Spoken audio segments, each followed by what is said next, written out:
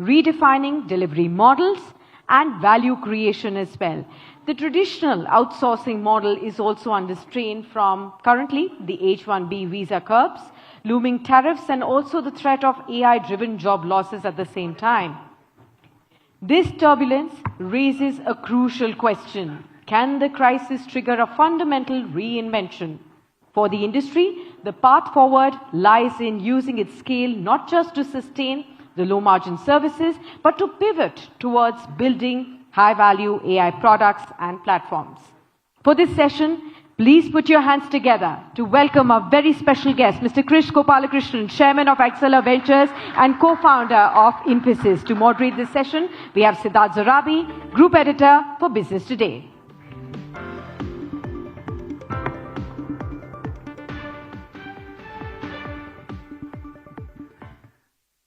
Good afternoon, and thank you very much. It gives me pleasure to have with us and welcome someone who is a very familiar name for well over 4 decades now in the world of IT services. And he's been, I think, spending time outside that sector for the past decade, and therefore has the benefit of both a bird's eye view as well as in his current role where he does various things, including spending time and investing in brain research, for example, an overview that will help us understand the subject for the day. The topic that we chose, Mr. Gopalakrishnan, is the next leap beyond IT. And it's clear that artificial intelligence is something that all of us are perhaps using in some way or the other. That's why ChatGPT's largest user base is in India. They've just also, in fact, announced a freemium kind of model. Tells you about the data generating capabilities of hundreds of millions of Indians with low-cost devices as well as super cheap data in their hand and what it means. What I want to do in the time that we have with you today is to first get you to talk about your understanding of this inflection point. Are we at an inflection point as far as India is concerned with respect to artificial intelligence? And how do you see the current state of affairs when it comes to AI in India? So, we are at an inflection point, not just in India, but across the world. This is a technology that is going to transform just like computers did 50 years back, 60 years back. Every industry, every sector, how every person works is going to change in the future. So it's clearly an inflection point. The opportunity for us, and we have to look at opportunities in different segments or sectors. If I take IT services industry, because I think that must be also in the top of mind for many people. Any dramatic change in technology means more opportunities for creating new applications, creating new capabilities, doing things which hitherto were not possible, doing things faster, cheaper, better. In the normal business cycle, this means more work, more business. It also requires them to retrain all their employees. It's just not all their employees, but all of us will also have to be retrained to use AI effectively. If you are creating a PowerPoint presentation or writing an article, if you're not using AI to do that, you'll probably be only 50% efficient or 20% efficient. Because AI can actually double your productive speed, maybe 5 times. So it's an order of magnitude sometimes better, faster. So they have to retrain all their employees. That means 5.5 million people have to be retrained. And then you add the people to be retrained in the industry. That's a large number. So the key message here is, in such transitions, industry needs to be relevant, individual needs to be relevant with new capabilities. And if that is possible, then they have work, they have job, etc. Now, what it means for India also is, can we learn from our past? And I was going to say past mistakes. It's not past mistakes, it's what path we chose at that point of time? Path we chose because of constraints. We have always constrained, right? For example, AI, the kind of money that's being spent is in billions rather than millions, right? So where do we get the capital to spend that kind of money? Can we continue the dependency that we have today? Operation Sindhu showed us that we need to think about technology autonomy or strategic autonomy. So can we reduce the dependency? You can think of AI as the new operating system on which you operate. Now, I strongly believe that every layer of this new technology, all the way from the chips that we use to the application software and the applications that you build, all of these things, we have to figure out whether we can reduce dependency, whether we can be independent, or whether we can be an exporter of technology. So these are things that we need to build on, I believe. A change like this gives us opportunity to rethink our strategy. Change also means new leadership is possible, right? ChatGPT came from nowhere, right? October 2022 is when, I think, if I remember right, they introduced ChatGPT. Not that far back. So new leadership emerges, and that's an opportunity for us in India. Since you mentioned ChatGPT came from nowhere, I would argue that the company that you co-founded many, many years ago also came from nowhere. So you've given me lots of points to unpack, and I want to keep it pacey. Point number one, you spoke about retraining 5.5 million and more people. When the IT services revolution started off in India, perhaps we didn't even have this many number of people who were skilled for the kind of job that companies like yours were wanting to do. From that point of view, we'll talk about the capital challenge later.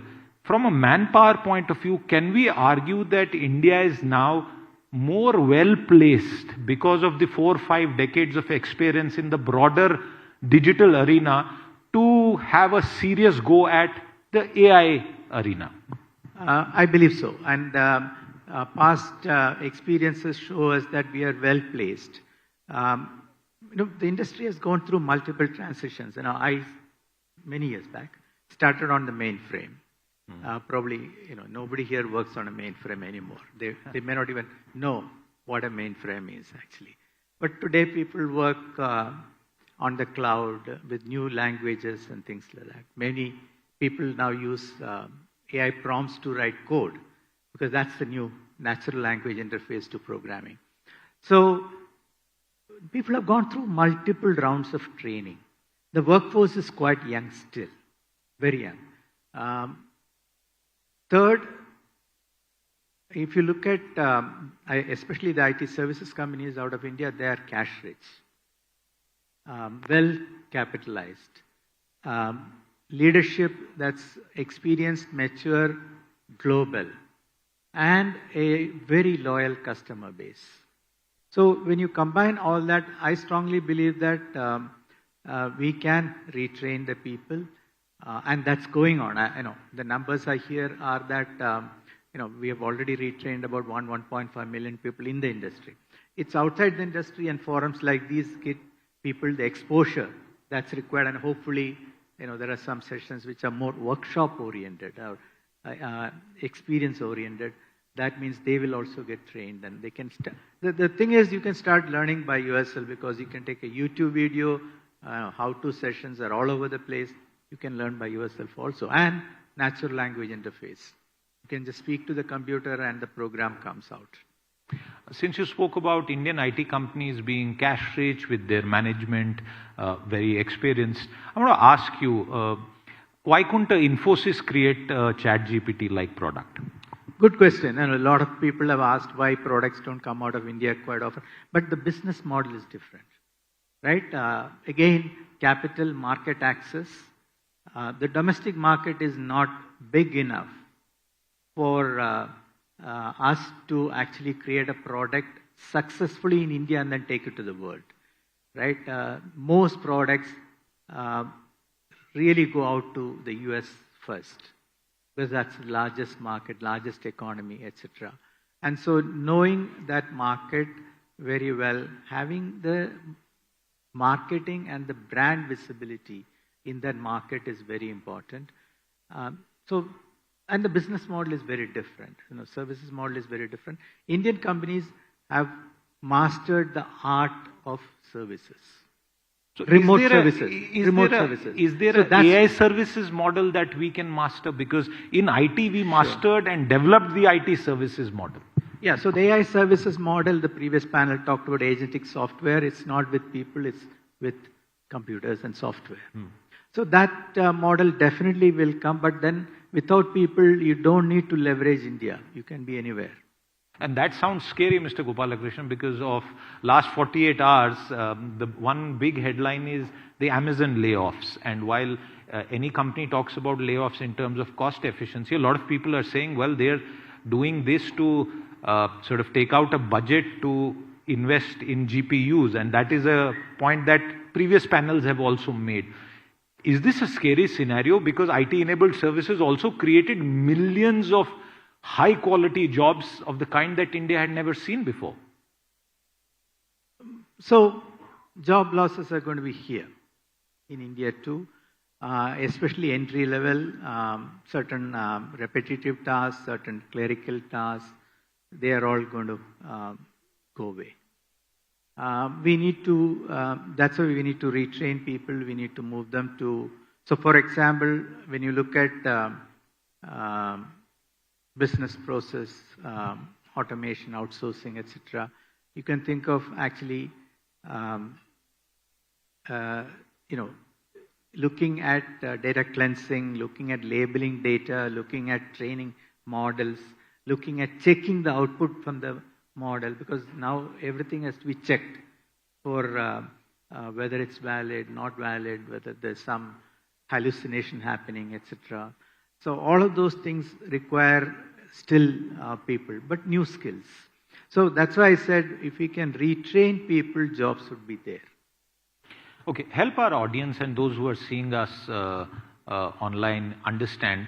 As we see it, there are three components to the AI work that's happening in India. One is large established companies, and there have been a bunch of them before this session talking about how they are doing it internally as well as for their customers. The second is a cohort of startups, many of whom you will see in latter sessions. We are keeping that towards the evening for prime time. And then, of course, what governments are doing. Some of the big announcements, and we missed a couple of companies who were supposed to be here at the very last moment. They could not make it, including NVIDIA or Adani for that matter. Mr. Gopalakrishnan, this major investment in data centers. I raised that point for you to explain to our audience, what is therefore, in your view, the AI model going to be in India? Can it be a replica of that super expensive GPU, infrastructure, power-hungry model? Or do you already see evidence of Indians finding a frugal innovation jugaad to be players in AI as well? So everything is possible, and we need to look at all these aspects. Here and now, we have to create the data centers in India because we don't want our data to go around the world, right? So we have to create these data centers in India. We have to create the GPU clusters which are required to run these models here in India, because the bigger opportunity than creating these language models, etc., is the applications that you would create on top of these things. And for a country like India, just like we were able to create a new kind of technology stack for UPI, Aadhaar, etc., we can create a technology stack for leveraging AI, which is same thing, digital public goods, digital public infrastructure. So you can think of data as a public good. And government is making data available. We need to make other types of data available. So for example, if you want to do healthcare applications, and to train these models, you need large amount of patient data. So can we now, in an anonymized manner, make this data available as a public good? So governments, philanthropies, maybe our hospital chains would come forward to share some of their data in an anonymous form and make this data available. So we have to create this. Then there is an opportunity to disrupt these models. So for example, you can disrupt the GPU model using quantum computing. You can disrupt the GPU model using analog computing. Okay, quantum computing is a form of analog computing. Now we can go to a direct analog computing model. Because what are these GPUs used for? It's matrix multiplication. Matrix multiplication can be done using analog computing. So it requires 1/10 the power. So can we invent new forms of computers? 2D materials. Again, that's a new semiconductor. So we have to identify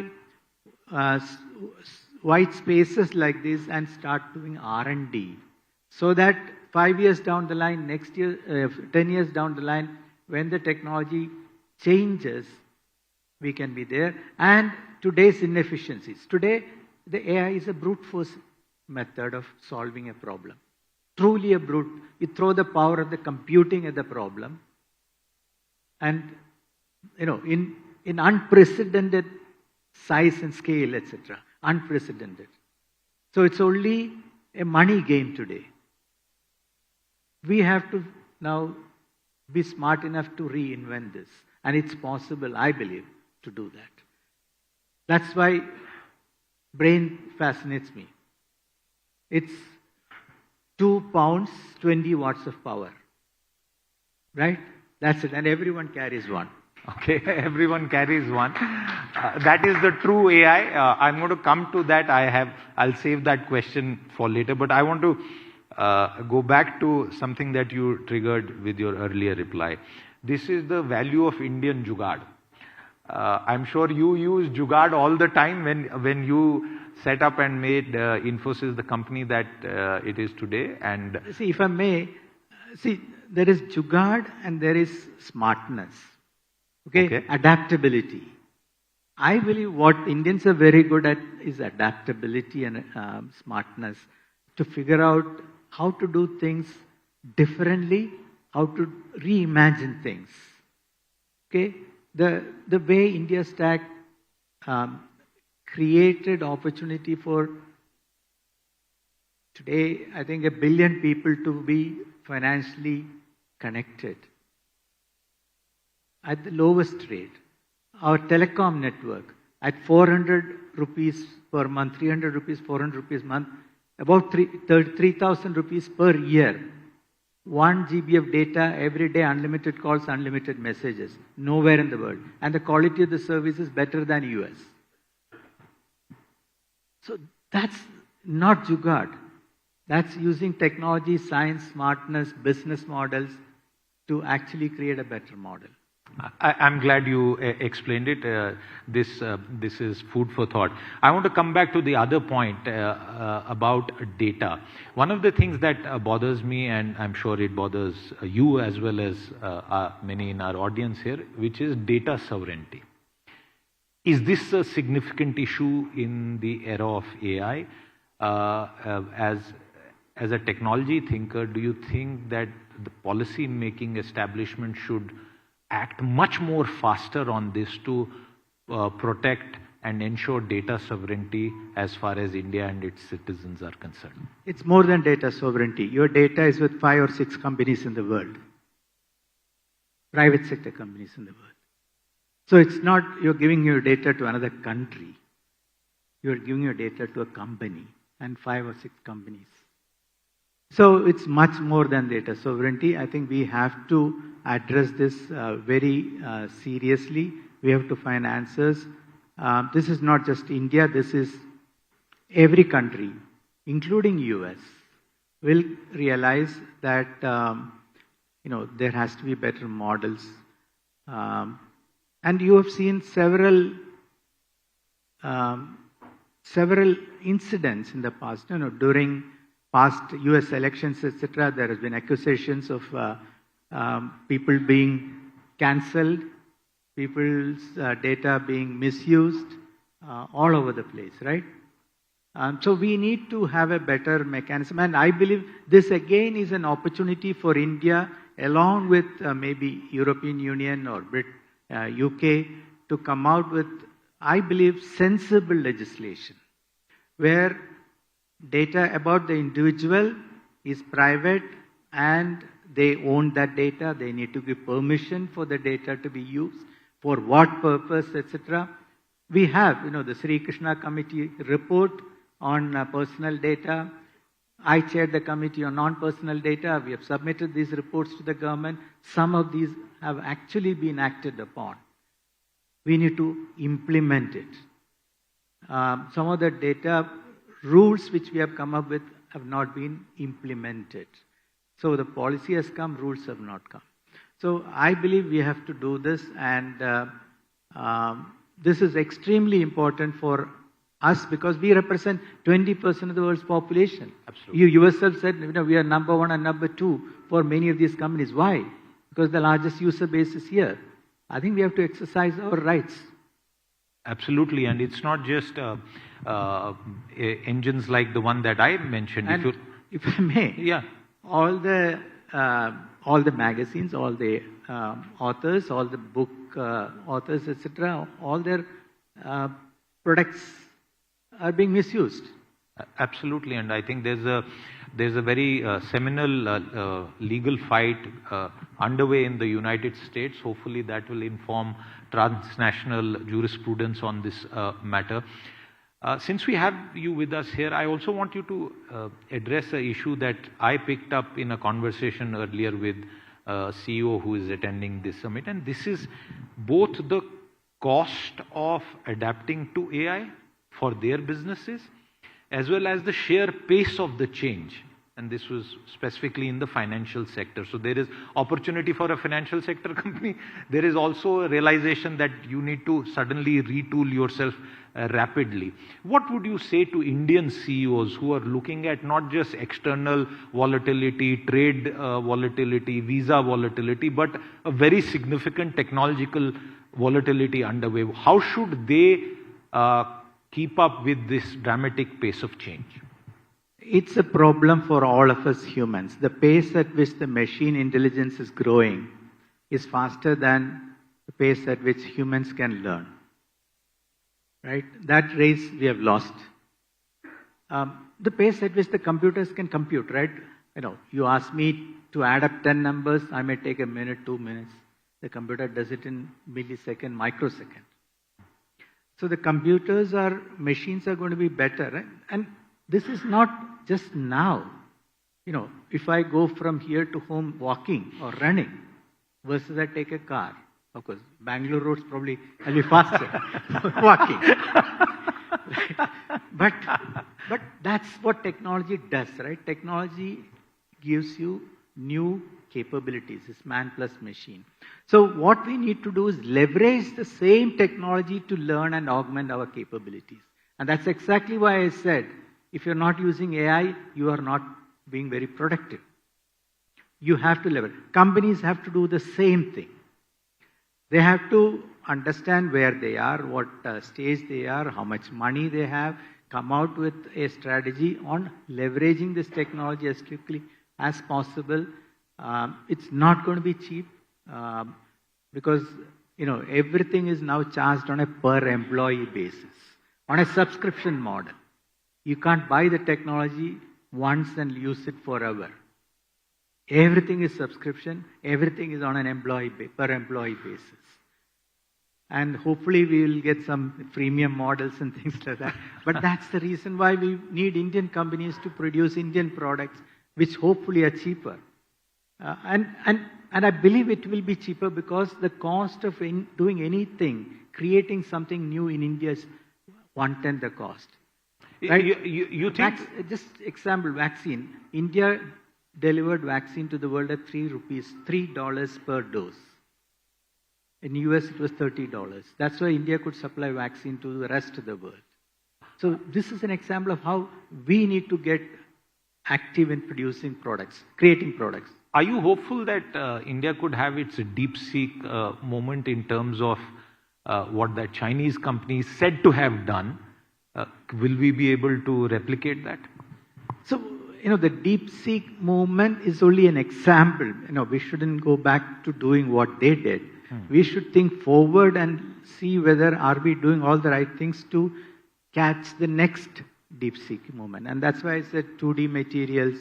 That's why I said sparse, networks and things like that. The large language models now consume, trillion tags and things like that. So we have to think of new models, new algorithms for learning, training, etc. And that's our DeepSeek movement. And this brings me to investment in R&D. I hope Business Today runs a campaign saying Indian industry, India must increase its spending on R&D to 3 to 4% of GDP. It's 0.6% of GDP. That's not going to get us the DeepSeek moment. Absolutely. You're shining the spotlight on a subject which is very, very important, not just now, has been and will continue to be. And Mr. Gopalakrishnan, we in our most recent India at 100 set of reforms that we present to the government also, this was one of the key suggestions. I was saving this for the last, and we have around 4 minutes left. You referred to that 2-pound thing, 20-watt thing that we have, which still keeps us ahead of artificial general intelligence. So 2-3 quick questions. One, since you spend so much time and effort on brain research, you think a machine will overtake the human brain? Will we have AGI and will it be sentient any time in the future? I can't answer the sentient question, but will it be, I will say artificial super intelligence, I believe will happen. Whether it's artificial general intelligence, which is the same machine doing all possible things. See, the same brain does everything that a human needs, right? Including sensing, responding. We are doing multiple things. We are breathing, our heart is beating, all that stuff simultaneously. It's all done by the brain. So, artificial general intelligence, I am not sure how close we are. Maybe somebody else can answer. But super intelligence, yes. And sooner than later. What will that mean for the Indian economy in particular? I think we need to leverage these things. So, one, how can we increase the productivity of our workplace, especially in services, then to move to manufacturing. Countries are using robots for manufacturing. We have to do. There is no choice. That means we have to then figure out how do we create enough employment for the people? How do we train and skill and teach all these people? So again, I believe it's through the technology. Now, no, isn't the political class already responding to this by saying, okay, we can't create jobs, but we will promise that we will give 15,000 to everyone. But the Bihar election is now the latest example where 7, 8, 9 times the state budget has been promised on an employment scheme. I think the political class is realizing this point that you are making. So, in some sense, maybe that's the temporary solution. Right? Till our per capita income increases, we have enough jobs for everybody. So healthcare is a good example of a space where large number of jobs have to be created. Many of those jobs will not be done by the computer. looking after patients at home, taking care of our elderly, taking care of our, differently able people and things like that. So we need to think about where jobs should be created and things like that, and then figure out how we can train people, how we can make those jobs attractive. See, that's something we need to do. The mental model is these jobs are not good for certain kind of people. That's not acceptable in the future. So we have to create the jobs. I also believe that there's significant value addition that's possible in agriculture. So every sector has to be reimagined in this world. So some of the tasks that farmers do today may be automated, but some other tasks probably will not be. People are talking about now food that's made for just you. It automatically picks up your health parameters and creates a personalized menu for you, cooks it and delivers it to you. There are a lot of jobs to be created in that cycle.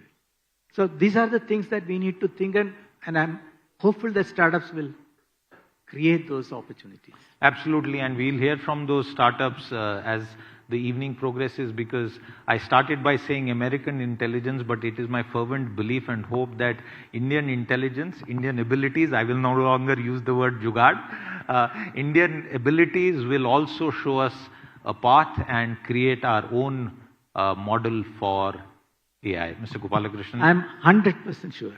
Thank you very much for that. Back to Sakshi. Thanks so much, Siddharth. Let me also invite on stage Alok Nair, CEO of Business Today, to please come up on stage and present a token of appreciation to Mr. Kris Gopalakrishnan. Let us give a warmest round of applause for this wonderful, insightful session that we've just had.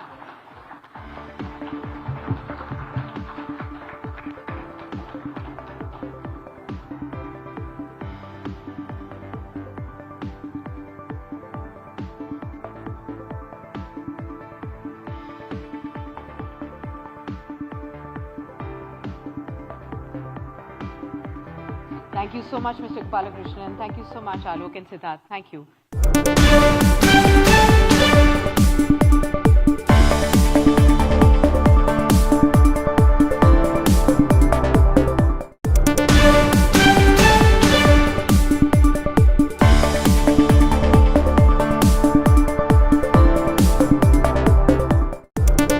Tools that make everyday life smarter and more fun and even simpler.